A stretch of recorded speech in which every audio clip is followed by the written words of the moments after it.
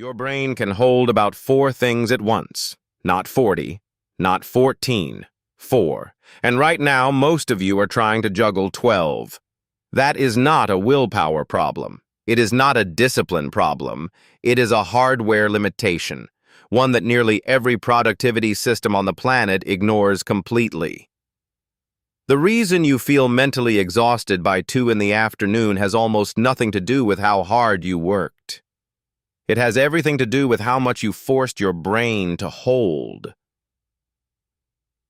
Nadia was a senior product manager at a mid-size SaaS company, and she was known for being sharp. The kind of person who could walk into a meeting with no slides and still command the room. But 3 months into leading a platform migration, something changed. She started forgetting things. Not small things. Important things. A pricing decision she had made on Tuesday would vanish from her memory by Thursday. She would sit down to write a product brief and stare at the blank page for 20 minutes, unable to start. Her calendar was full. Her Notion workspace was overflowing, and every morning she opened her laptop to 37 unread notifications before she had finished her coffee. Nadia did not have a memory problem. She had a loading problem, and she had no idea it was happening. Here is what most people get wrong about mental performance. They think the solution is better systems, better apps, better calendars, a new task manager with a better tagging system. But the problem is not organization. The problem is that your brain has a bottleneck. A narrow doorway that every piece of information has to pass through before it can be processed, compared, or acted on. And when you shove too much through that doorway at the same time, nothing gets through properly. Think about the last time you tried to write something important while also keeping track of a Slack thread and half listening to a meeting in the background. You were not multitasking. You were overloading a system that was never designed to handle that kind of input. And here is the part that makes this worse. There is a specific reason your brain does not warn you when it is overloaded. It has to do with a finding from the third researcher we will look at in a moment, and it explains why smart people are often the last to notice this problem. The science behind this starts with a psychologist named George Miller at Harvard. In 1956, Miller published what would become one of the most cited papers in the history of psychology. It was called The Magical Number 7, Plus or Minus 2.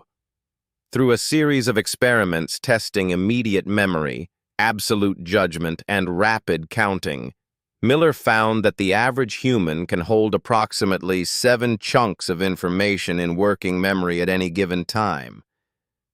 But here is the thing. That number has been revised downward, significantly. More recent research from Nelson Cowan and others suggests the real limit is closer to 4, maybe 3, if you are manipulating that information rather than just holding it. So when you are comparing 2 strategic options, while remembering the constraints from a previous meeting while also factoring in what your manager said yesterday, you are already past capacity. The second researcher changed how we think about this problem entirely. John Sweller, an educational psychologist at the University of New South Wales, developed what he called cognitive load theory in the late 1980s. Sweller made a critical distinction that most people still do not understand. He said there are 3 types of load on your working memory. The first is intrinsic load, the inherent difficulty of whatever you are trying to do. Writing a financial model has higher intrinsic load than replying to an email. You cannot change this. The second is extraneous load, unnecessary mental effort created by how information is presented or organized. A confusing dashboard, a meeting with no agenda, a document where the key takeaway is buried on page 9. This load adds nothing. It just burns through your limited capacity. And the third is germane load, the mental effort you actually want to spend, the effort that goes into understanding, connecting ideas, and building new knowledge. This is exactly what was happening to Nadia. Her intrinsic load was high. Platform migrations are genuinely complex. But the extraneous load was crushing her. 37 notifications, 6 Slack channels, a Notion workspace with 400 pages and no clear hierarchy. She was spending most of her cognitive budget on noise, not signal. Now, here is the finding I mentioned earlier, the one that explains why smart people miss this. Richard Mayer, a professor of psychology at the University of California, Santa Barbara, spent decades studying how people process information across multiple channels. His cognitive theory of multimedia learning, published in 2001, revealed something unsettling. When you overload one processing channel, say the visual channel by reading text while also scanning a complex diagram, your brain does not send you an error message. It does not freeze. It just silently drops information. You think you understood the document. You think you followed the presentation, but pieces are missing, and you do not know which pieces. Mayer called this the split attention effect, and it means that the people who feel most confident they are keeping up are often the ones losing the most. So what do you actually do about this? Here are 4 steps, and they are not about working harder or installing another app. They are about respecting the architecture of your own brain. Step 1. Audit your extraneous load. Before you try to become more productive, figure out what is making you unproductive for no reason. Extraneous load is the low-hanging fruit. It adds 0 value and eats directly into your capacity. Go through your typical workday and identify every source of unnecessary cognitive friction. That includes notifications you do not need, meetings without agendas, tools that require you to hold context from 3 different screens to make a single decision. Daniel, a strategy consultant at a Big 4 firm, did this exercise on a Sunday afternoon.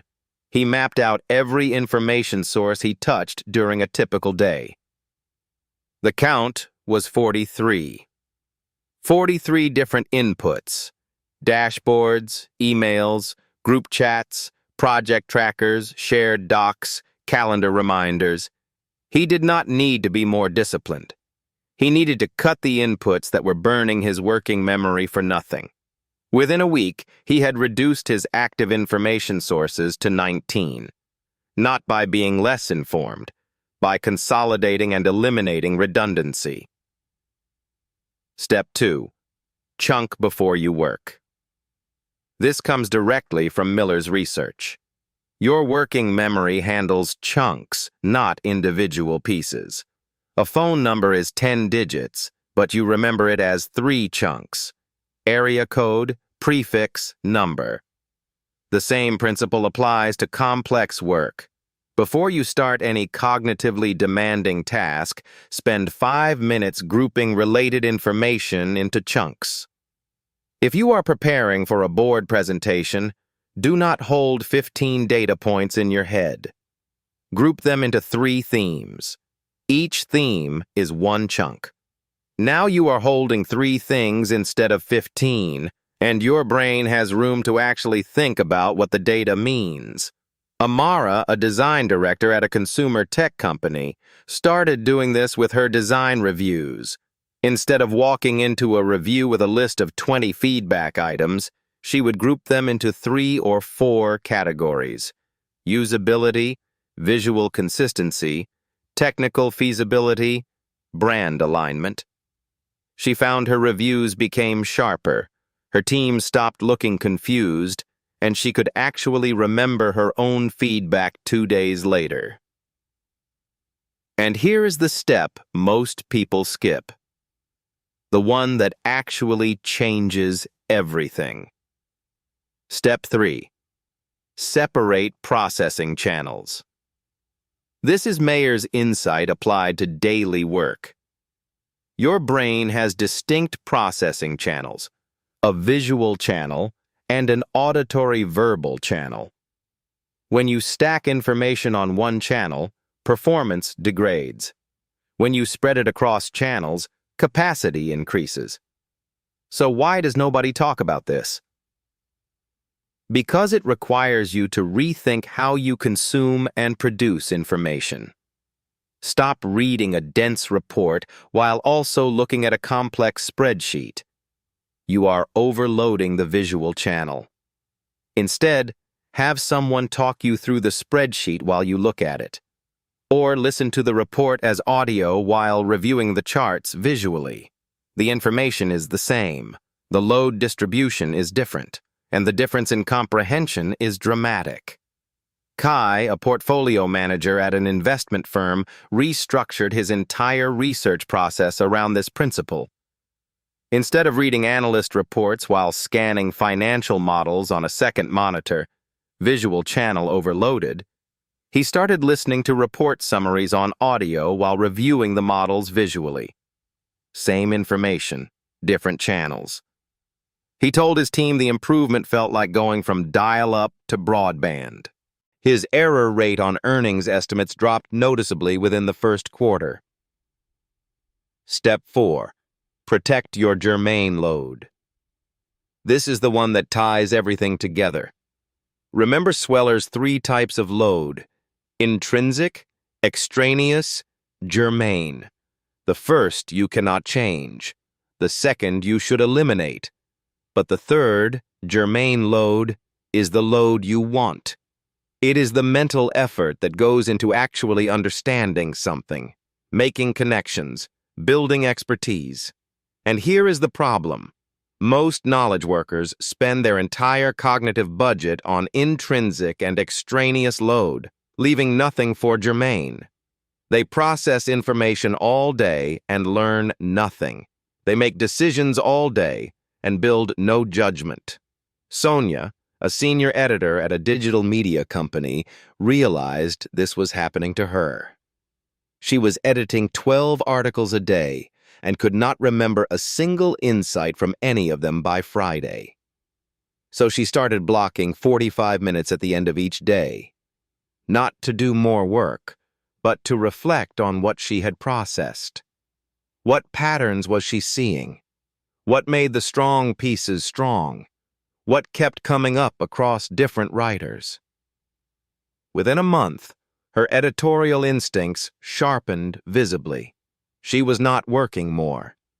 She was converting extraneous processing into germane processing, turning noise into knowledge.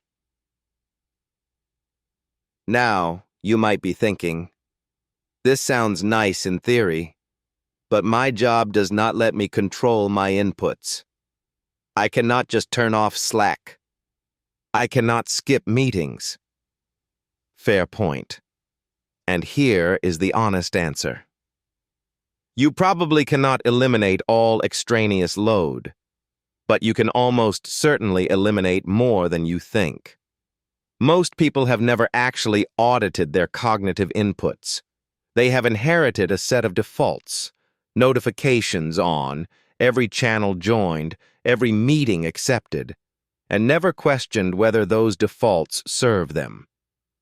The research is clear.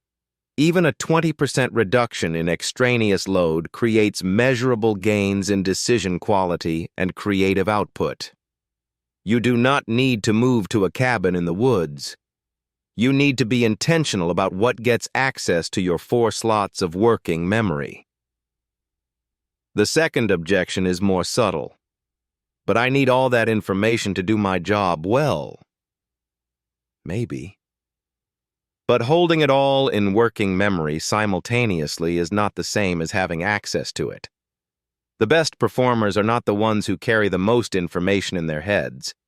They are the ones who have built reliable systems for offloading information so their working memory is free for what actually matters: thinking, connecting, deciding.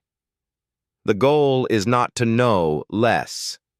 The goal is to hold less while you think. Remember Nadia?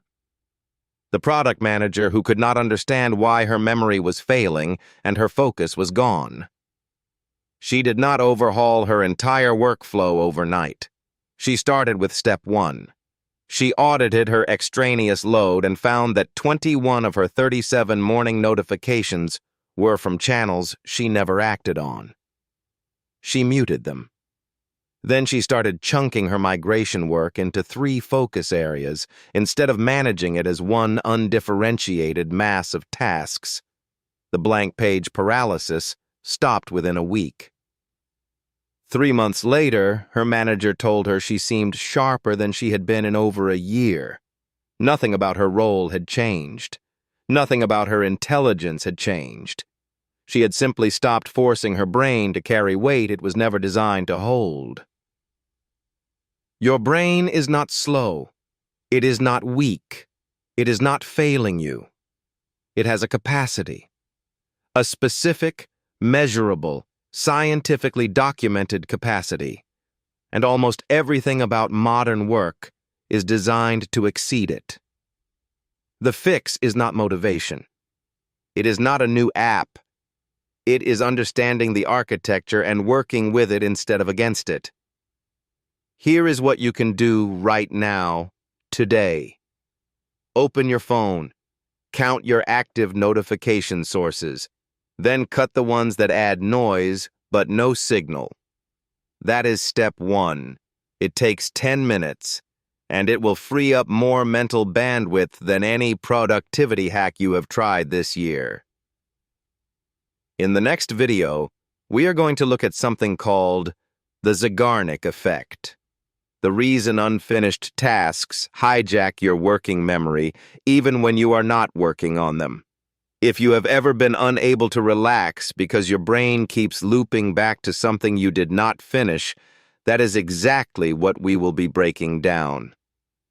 If this helped you understand why your brain feels full, subscribe. We put out a new video every week on the science behind how high performers actually think.